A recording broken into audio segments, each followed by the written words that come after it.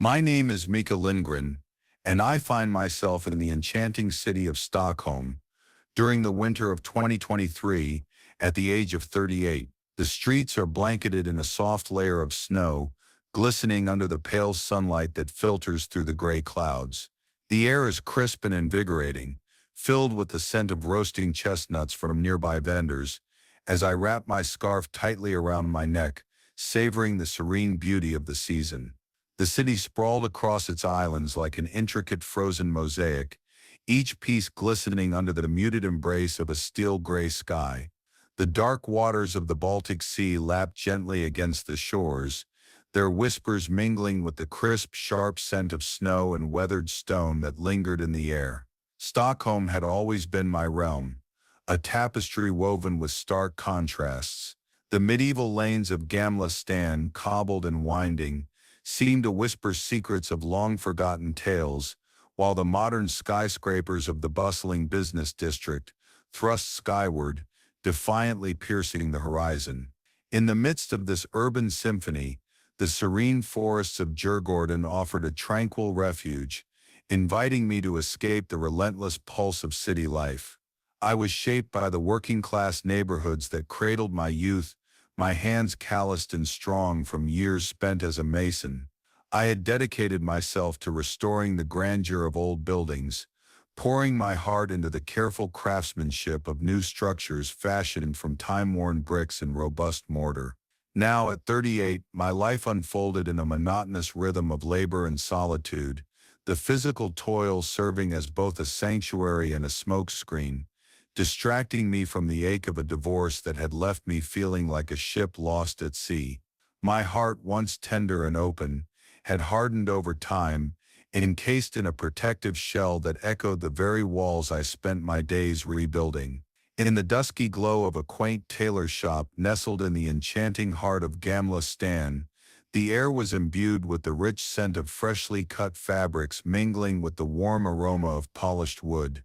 The gentle whir of sewing machines created a soothing symphony, a rhythmic backdrop to the delicate artistry unfolding within the four walls of this charming space.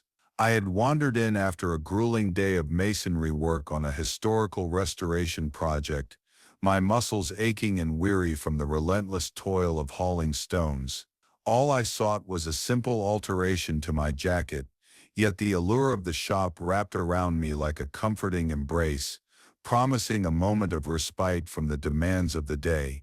That's when I saw her, Lena Ek. She was hunched over a dress form, her fingers deftly maneuvering a needle with an artistry that spoke of years of practice. Soft tendrils of blonde hair pulled back into a practical bun framed her face, while stray wisps danced in the warm glow of the antique lamp, creating a halo around her. And her eyes, oh, those mesmerizing eyes, were like the tumultuous depths of the northern seas, swirling shades of gray and blue that seemed to shift with her every emotion. When she glanced up to meet my gaze, it felt as if the entire room held its breath, caught in the captivating pull of her presence. We had intersected briefly in the corridors of high school, a momentary spark that I had long since tucked away beneath the weight of adult responsibilities. Yet as I stood in the cozy fabric shop, enveloped by the rich textures and vibrant colors swirling around me, it felt as if time itself had folded inwards, allowing that distant memory to rush back with a flood of warmth and nostalgia. The air was filled with the subtle scent of cotton and the faint sound of a sewing machine humming in the background, transforming the space into an intimate sanctuary where old connections could once again come to life. Lena, it's been years, I said, my voice rougher than I'd intended. She looked up fully now, and her face broke into a smile that felt like sunrise over a frozen harbor. Mikael, I didn't expect to see you here.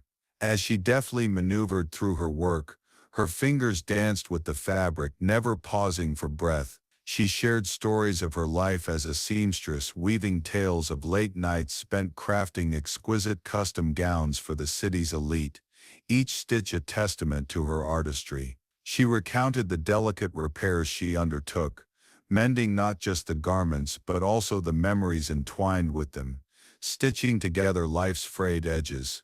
I in turn spoke of the old buildings I dedicated my heart to restoring, the profound satisfaction that blossomed within me as I witnessed these structures endure, steadfast against the relentless forces of wind, rain, and time. Our conversation flowed with a natural rhythm, an unbroken thread that connected our youthful dreams to the rich tapestry of this moment, laden with shared passion and understanding. When I left, we exchanged numbers.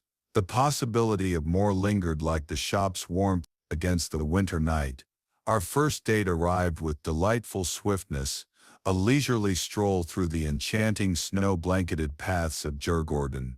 The world appeared as a serene canvas of white muffling sound and creating an air of tranquil intimacy around us. The snow crunched softly beneath our boots, each step a sweet echo in the stillness, as we meandered beneath the delicate skeletal branches of winter trees draped in glistening frost.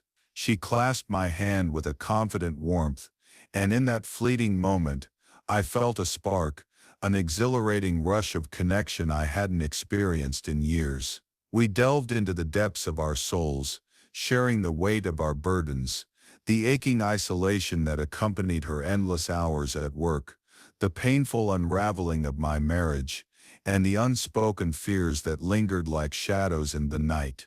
"You've always possessed that quiet strength," she whispered gently, her breath mingling with the crisp chill of the frigid air, forming delicate clouds that dissipated into the darkness around us.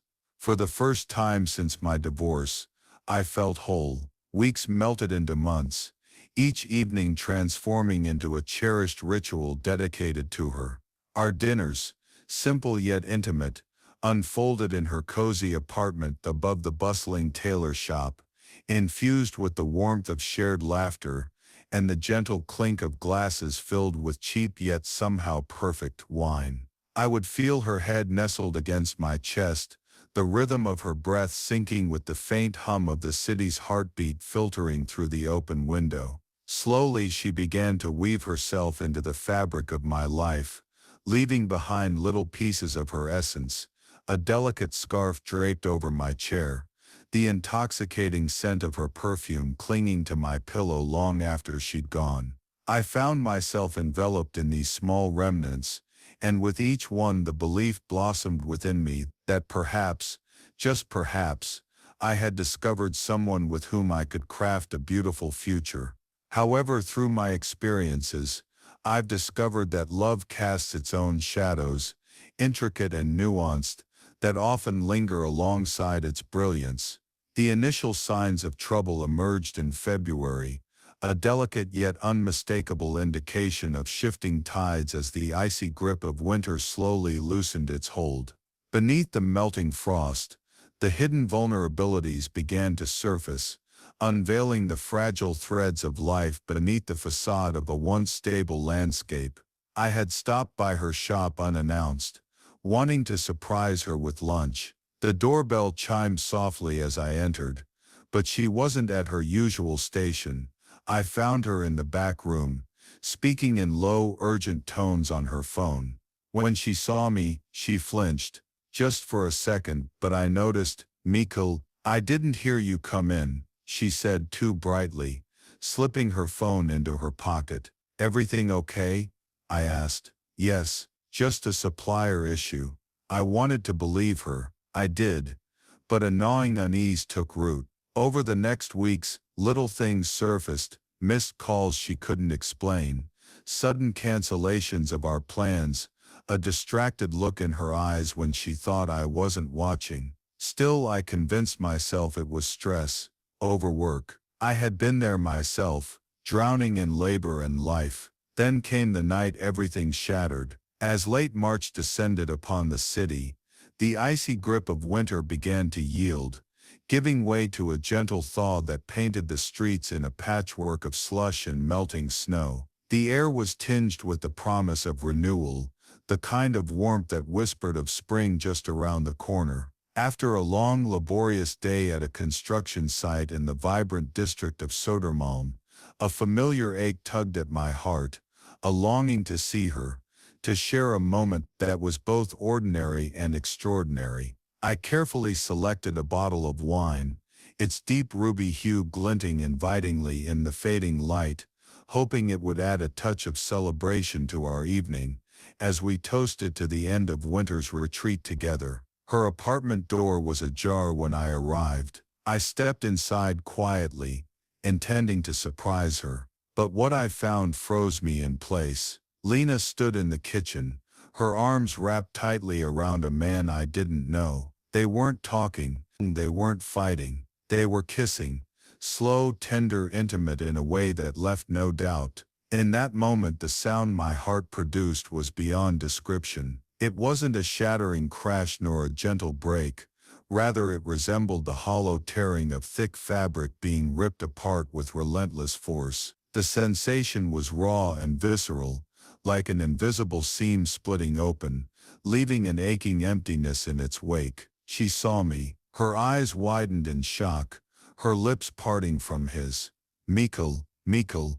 I didn't wait to hear more. I turned and left, the wine bottle still clutched in my hand until it slipped and shattered on the stairwell. She called. Dozens of times. I ignored everyone. When she showed up at my apartment 2 nights later, I opened the door but didn't invite her in. Her face was pale, her eyes rimmed with red. It wasn't what it looked like, she began. It looked like you loved someone else, I said flatly. She hesitated, then whispered, I never stopped loving him. We were apart for years, but when he came back, I laughed, then a harsh, broken sound. So I was just what? A placeholder, a way to fill the time. Tears spilled down her cheeks. No, you made me feel alive again, but I can't let him go. There was nothing left to say. She left, and with her went the fragile hope I had rebuilt piece by piece. Spring came to Stockholm, but I barely noticed. The city bloomed around me, cherry blossoms in Kungsträdgården, laughter spilling from open-air cafes. But inside I was winter still. I threw myself into work, each stone I set a futile attempt to wall off the pain. Sometimes I pass by that little tailor shop in Gamla Stan. The lights still glow warmly in the window, and I imagine her inside, bent over her work, her life continuing without me. Stockholm remains what it's always been, a city of contrasts, beauty and sorrow, love and loss, stone and snow. And me, I'm just another man among its streets, carrying a heart that learned too late that not everything you build is meant to last.